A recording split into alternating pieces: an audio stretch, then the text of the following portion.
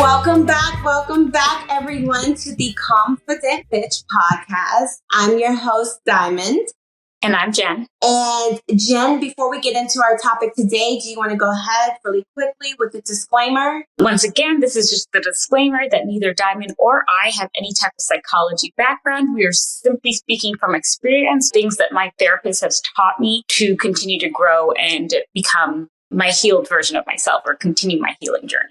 Okay, so guys, we're going to jump right into it. Our topic today is, are we ever completely healed? So let me start out by saying everyone's healing journey is different. Okay, so we cannot compare our journeys to the next person. We cannot compare it to our parents. We cannot compare it to our grandparents. There is no comparison. So no one should be judged by the way that they go through their healing because there's no right, there's no wrong. There's no time frame. I think you need to go with the flow. I think you need to allow it to happen naturally. Like I tell you guys all the time, Jen and I have not discussed any of our 5 questions with one another. So you're going to get our answers completely raw, completely on the spot.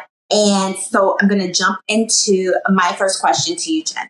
I'm not going to ask you the question if you think people ever really heal. So my question is, where do we go from here? Being that your hurts have traveled with you for decades and it still feels fresh. That is a great question. And it's something that, like you mentioned, I'm still dealing with it. We came up with this topic because I reached out to you last Friday because I was having a moment. But I think it's just something that we all have to continue to go through because like the trauma never goes away. It might just be triggered in different ways, whether it's through a simple conversation or something more. And I think it's important to feel those feelings so you don't just push it aside and tell yourself you're past this and you don't need to think about your trauma anymore. I think it's okay to sit with those feelings for a little while. I don't honestly have an answer to how to not make it so raw other than to understand that I'm no longer that person anymore. And I do have complete control of my life. So that's really the only thing I try to continue to tell myself when I'm having those really bad days. Okay, sounds good. My question was very similar to yours. Do you believe someone can ever be completely healed, or is it more of a never-ending journey? I think it's more of a never-ending journey. I don't think that anyone just ever completely heals from trauma. I think that as time sets in, you just better know how to live with it. I think it's so unfortunate that as children, so many of us have experienced just so many evil things, so many evil acts. We're born so pure. We're born with no knowing of what's happening out in the world. And so it's just unfortunate when we are introduced to things that we have no control over. So when things happen to us, and then as we become adults, and then we do have control over ourselves, and we do understand that, oh my gosh, this is what was happening to me. I think that we just go through the cycles of grief, and it's the initial shock, and then it's the anger, and then trying to figure out how to accept, then having to accept. And then once we get to that stage of having to accept, then we have to figure out, okay, now what does life look like for me? Whereas I can stop delaying my happiness and I can get back to some sort of happiness that I always deserved, but I thought I was robbed of. Yes, definitely. I definitely would agree with you there. My number 2, why do you think as humans we have a hard time healing? What are we doing to stunt the growth? I love that question. And I think I circle back later in one of my questions to you about this. But I think it's because we operate in patterns. We look for love from different people, but basically in the same ways. So we find ourselves being triggered by certain things and certain people in our lives because we're allowing that treatment, maybe to not the same extent as it was going on before, but we're allowing that treatment to continue. And I think that's what makes the process so hard in terms of healing. It's just that we're not necessarily paying attention to the lessons or the people we're hanging around. We believe we have a quote unquote type, but it's really just a pattern of what we've learned to accept in love and what we think love looks like. Because I think some of us think if someone's too nice to us, then what's the ulterior motive?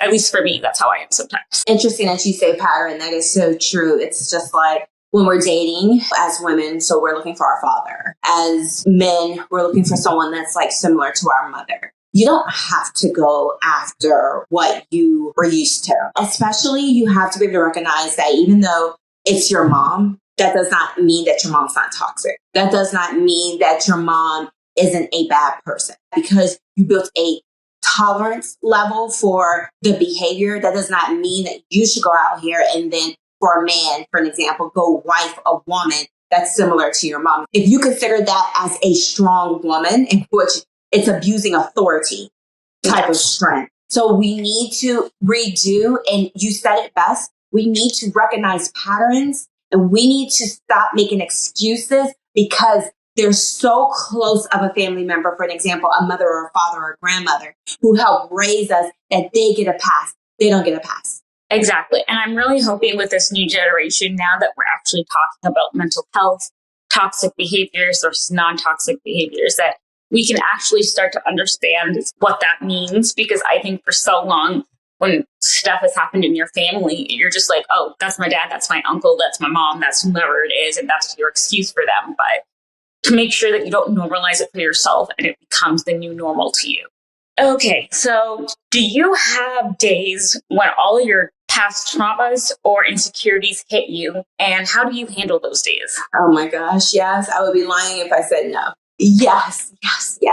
Traumas, no, but insecurities, yes, absolutely yes. The biggest thing that I'm learning is time, and how important time is, and that I cannot get it back if I worry about tomorrow, next week, or next year. They are going to work themselves out accordingly. Let me just tell you how the law of attraction and just how things work.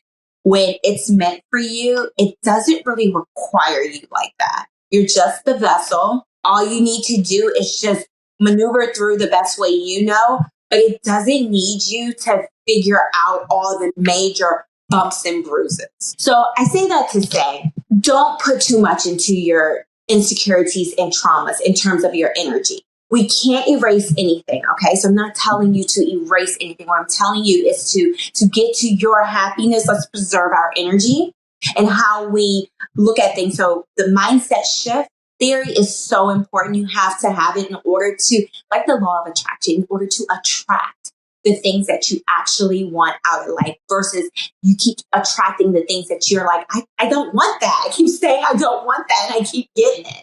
Exactly. But also something my therapist taught me that I think applies, because we were talking about this with you a few weeks ago too, is that you should never have to force anything in your life. If it seems so difficult that nothing's working out, take a step back and see what the universe presents you with. Because like for you, look what turned around. You got some amazing deal and like something that you didn't even ask for. That's not how you were expecting it to come. You weren't going to go tackle it that way, even if you thought it could be an option. But look at it now. So I think it's just remembering that the universe happens and we can't force things into our lives. So to the listeners, understand this. Whatever it is you're going through in your life, you have to pay attention to the signs. So if there is a roadblock in your life and you feel like you're stuck, but then there's a sign that says, oh, no, I'm going to get you through it. Don't think like, just keep going. Don't think like, okay, but my mind tells me this. No, it's not about your mind. It's not about any of that. It's about what's supposed to show up for you and happen. And if it's supposed to, like you said, my grandma always says this. She always says that when it's meant, it works out smoothly. Even if there are bumps that comes along, it still works out smoothly because the universe will provide for that. You have to do. So exactly. I love that. All of our insecurities are technically things that someone else told us was wrong with us, not something that we ever believed at first. Your insecurities, it's probably really not true. It's just something that one person may not like about you, and it's not your job to make everyone happy. That's true. Okay, Jen. So number 3, do your troubles outweigh your happiness? And if so, what do you think you need to do to change that around? Do you feel that you can really follow your own advice and put it into action? I don't believe my troubles outweigh my happiness. I believe I have more happier days than unhappy days. But I think it's like I mentioned before about patterns and who I surround myself with, the people that I allow into my life. I've noticed are the same people that keeps triggering me from my past. So I'm learning that Some people are not meant to be your forever friends. Some people you do need to move on with. And I think that's kind of my problem. I don't like letting go of people, but there's certain people from my past that are not good influences on me that bring out the worst in me or let me have my expectations really low. I need to move past that in order to continue my healing process and to move on. What do you mean by you don't like to let go of people? Like, what does that mean and what does that look like for you? Like friendships, anything like that. When you're in my life, it usually means that I see something special in you. I see good in you. But I think I tend to see good in just about everybody, and it tends to make me blind almost to so many of the negative things that people bring into my life that I just don't want to see. So letting go becomes hard because I don't want to end our friendship. I don't want to not ever talk to you again because in my mind, I've invested so much time into you. I prefer to be by myself and have my peace than to try to work off of your potential. And it never gets there because I want more for you than you want for yourself. And I think that it's because I've been doing so much research on like the mind shift of wealthy people. I'm thinking like the person that built from scratch. What is that one thing that they prioritize? What is important? And it's time. That's all it is when it comes down to it. Time. And themselves. And themselves. Now, for me, I've always said to myself, oh, yeah, I definitely want to be, when it's all said and done, a wealthy person. What I categorize within that is, though, my time, but my time spent well. That means, like, my children are going to be on the back burner for it. Like, my children, like, for an example, I have a meeting coming up, but my son is out of school for the holidays. He's going with me. I'm not sucking and jiving him off somewhere. No, he's good. He's going with me. If not, then I can't do the meeting. Not right now. So I never, because when you think about it, when you look at these very wealthy, but they're super, super old now, and they'll say like, you know, what's one thing you regret? They regret the times that they should have spent with their family. Because at the end of the day, it's not going to change anything. If I'm supposed to be wealthy, I'm still going to be wealthy. It might take me a little bit longer because I have to stop and go because I have a family, I have children. But so be it, because I want to be there and I don't want it thrown in my face that all you did was, you know, you were out, you didn't pay attention, you didn't show up. No, I don't want that. I don't want them to feel like that. That's where you start triggering at an early age. You start triggering those mental health issues amongst your children. And there's no excuse for that because you're the adult. But what I have started to realize, though, in my process, though, is I'm not letting you go, or you're not letting me go. I'm letting you go. I gave you all this magic because I saw all the potential, all the greatness that I believed you can be. I just need to understand to myself that, or get myself to understand that it's not my job to make everyone be a success or to make everyone be a good person at the end of the day. I've done what I can. I was your friend. I gave you my best and I gave you my all, but I can't give you any more than that. For myself, I need to eventually just move on. Good for you. I love it. My question number 3 for you. Do you ever notice a pattern of lessons you continue to experience until you decide to make a real change? Absolutely. So marriage hasn't necessarily been a thing for me. My parents have been married for 34 years. I feel like I've been in that marriage. It's made me want to go the opposite. Maybe I'll just do the Oprah Stedman thing, just have a lifelong partner. That'll work. My boyfriend who I'm with now, I've had that conversation with him from the beginning. If marriage is important for you, like, do not let me hold you up. It's not the most important thing for me. And so I've been extremely honest about that. And I don't believe in robbing anybody of it who wants it. I don't believe in that. I focus on what the outside of everything looks, because if you're doing good financially, then you can provide a certain type of lifestyle. If you have a certain physique, I did not focus on what was good for me internally. So although I focused on going after what I thought was my case, I suffered emotionally in getting that. After I had my son, his father was in a car accident, made me a single mom. And so I said to myself, so I went 4 years healing. Okay. I had to figure out Diamond. I had to be reborn in a way and saying, okay, now you're a different Diamond because you have a child and you're a single mom Diamond. So 1, you have to be careful who you're bringing around your child. 2, you have to be careful who you're bringing around yourself, because if they're poisonous to you, then that's going to affect how you parent your child. Because you're going to be so always wrapped in your feelings that you can't pay attention to your child. and their needs and wants. I just went through the groundwork of just suffering in my emotion and how I felt. I'm going to try being with someone who's actually good for my soul. I said to myself, I don't care if they need to work, but they don't have to come already a 6-figure or more salary figure, because they can grow to that. What I need to focus on is what I can provide for myself and my child. If I want 6 figures, I need to get 6 figures. I can't focus on being with someone that has that or more, but then you bite into their apple and then nothing but worms come out of them. No sweetness. It's just nothing but bitterness. So that's what I did. I got with my boyfriend who does well for himself. When he took himself out of that, he started soaring. He's doing really good for himself. I'm so proud of him. Literally, I've watched him rags to stability. And I did not judge him. I focused on, how did he make me feel as a person? How did he make my child feel? Because if I'm not empty, but I am happy, internally, I can go out here and I can acquire everything because I'm happy. I'm not unhappy. And so he came in my life totally different than what I was used to. So to answer your question, of course, when you stick with the same type of patterns, you're going to get the same type of thing. You want something different, you got to change it up. Yes. And to add on to you, because I've never, ever gone after a guy for money, because I've always thought if you have money, that means you can control me. So I've always been the breadwinner. I've never wanted anyone to be able to provide for me because I don't want anyone telling me what I can and cannot do. But I've realized it's more than that.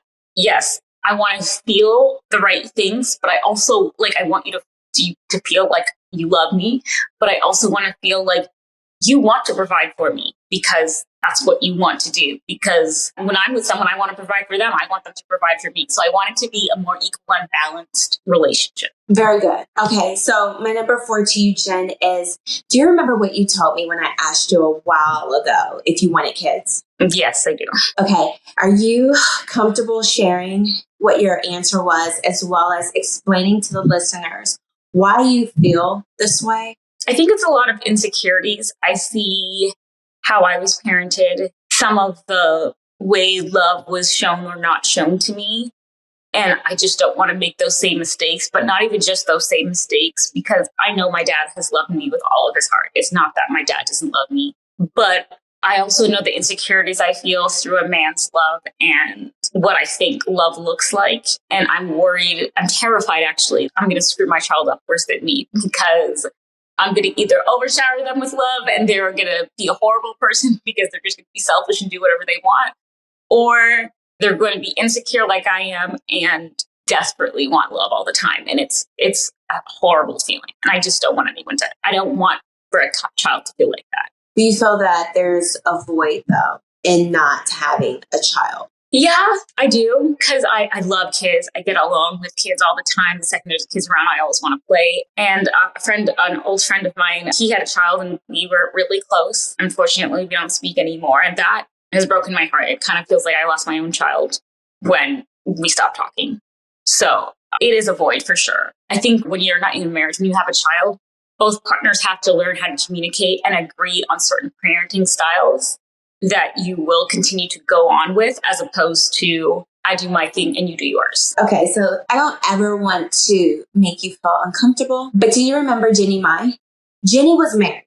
She wasn't married to Jeezy. Jeezy is the rapper. He's a rapper. She was married to someone else that she had been with for a long time. She said she never wanted kids. Then she ended up getting a divorce, so she ended up divorcing him, getting with Jeezy, and then instantly, I don't know if it was before the marriage or right after the marriage, got pregnant and was over the moon. Yes, but I think mine's a little more complicated than that. My mom also died giving birth to me. So that is something that also scares the crap out of me. And I'm already older than her than when she died. And I don't want to leave my child behind or be my partner, choose someone who is not up to what I would consider my standards as a parent to replace me. Wow. Yes, that's very different. I'm so sorry. Understood. My next question for you, though, Yeah. is through personal experience, I have noticed that I have increased my standards of how I allow people to treat me based on more of the healing I've done and the more I've gotten to know myself. Would you agree that the same goes for you? Like you've noticed that your standards have drastically gone up or changed in any way? Since I've met new people, or? No, just like as you're going through your healing journey, like what you used to tolerate, now you no longer tolerate. Yes. I had my second child January of this year, 4th. It was some people that put me through a lot after having her that are considered family. They were so bullyish to me and my daughter. They made me feel like they were the law or something. They made me feel like they could just take my child. It was just so much. And so I had to start putting boundaries. I got with my boyfriend, my daughter's father. We sat down, we talked. I put my foot down. I said, enough is enough. I have to be the best that I can be, not just for myself, for the children, but you want me to be the best that I can be for you as well. This is what has to take place so that we can get there. In dealing with these particular people, not only did I have to set boundaries with them, but they helped me. Now I'm forever grateful for the situation because I can step out of it and I can kind of see it a little bit more clear. They helped me place boundaries everywhere in my life that needed boundaries. So to your point, I was going through a lot of turmoil. For me, that I particularly was going through, I'm just telling you that these are the things that I'm going through. And I was weaning myself off of my antidepressants. I mean, we had a lot going on here, right? Yeah. I had to figure out what healing looked like, but then within figuring out what healing looked like, oh, honey, boundaries. So that's why I say now, okay, listeners, I wasn't always the bitch side of the confident bitch. I was just calm and stressed out and I was a doormat. Now I am the bitch side of it, but not bitch like a mean, nasty bitch. A bitch more like, no. The answer is no. And when I say no, I want you to come back and say, but when? There is no but when. I'll tell you if there is ever going to be a but when, but right now it is no. And then move on. Like that type of bitching. Like I'm just straight up direct because unfortunately people need you. People don't know how to read between the lines now. Okay. They need you to be straight up and direct. They really do. All right, Jen. So number 5, girl, let's get into our conclusion. Do you ever wonder what a healed and whole version of yourself would look like? And if so, who is that woman? And what are 3 realistic steps you can take as of yesterday to become that woman? I need to think about a little more because I know parts of it. I want her to be confident, to be completely stable. Having a career has always been important to me. Making sure I can take care of myself has always been important to me. But also understanding my worth is another big thing that I would want to fully understand because I try to give the best to everyone I love. So I still definitely have some work to do on that. I think that's the one thing I would need to tackle is understanding that I'm not asking for too much. So realistically, the second part of the question, realistically, what would be 3 realistic steps that you could start doing that you would love to do? So it would not just be a real quick thing. It would become more of like a ritual, like an everyday thing for yourself. What would be 3 realistic steps that you could take to get towards that less insecure, more confident, financially, mentally, emotionally stable woman and whatever else you feel that you want to be? One, I think I definitely need a proper routine. I do this thing where I wake up and I do my routine for like a week and a half, and then I go back to not doing it. But I think a proper routine, bedtime routine and morning routine, because it's also a part of like working out for me. I've recently started working out and I do notice that I feel a lot better, even if I force myself to go to the gym. Yes. And not allowing other people's perception of me or what I believe other people's perception of me overtake what I actually think of myself. Like, I think I doubt myself way too much that I need to. I'm smart. I think I just need to learn to believe in myself more and actually love myself in terms of taking care of myself fully. So I don't know about the third one yet, but I'll work on that. I like it. I love it. Okay. So my last question to you is, what advice would you give someone on one of those days where everything just seems too much? I would say take a break. I'm not going to give you the advice that I just recently did a TikTok on this. And it's like sometimes like this is not the day to just push through. This is the day to take a break. This is a day to take a break because the world is a lot to consume every day from the time we wake up to the time we go to sleep. Okay. Then you're a part of that. So then you have all that's going on in your life. Take a break. Sometimes don't go on social media. You can take a break.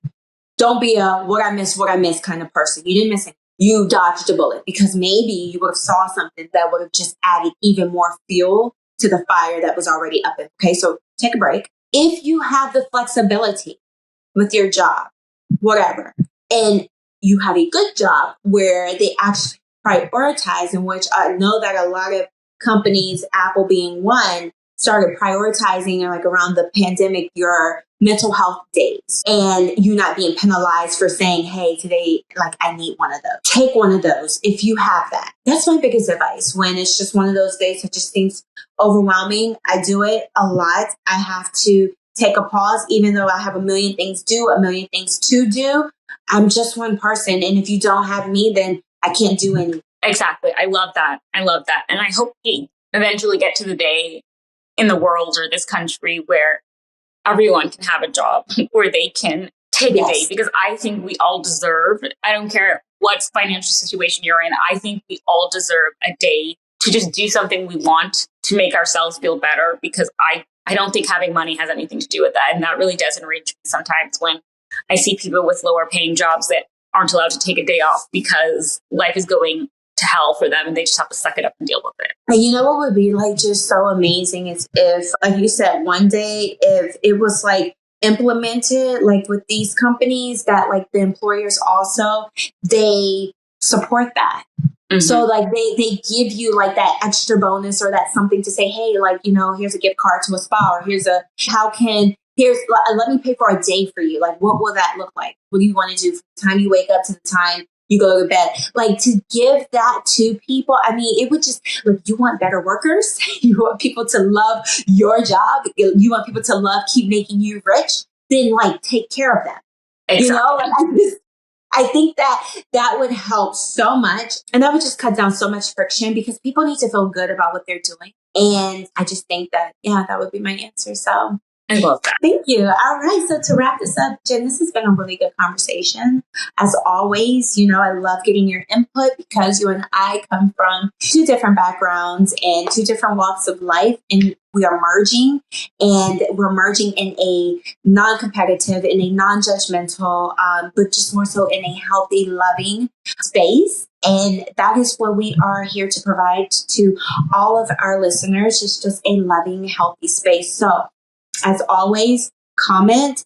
If you want to reach out to us individually, we'll post all of the socials. If you have any questions, if there is any specific topics you want us to discuss, let us know. We'll ask our 5 different questions and give as much feedback as possible. But again, we appreciate you.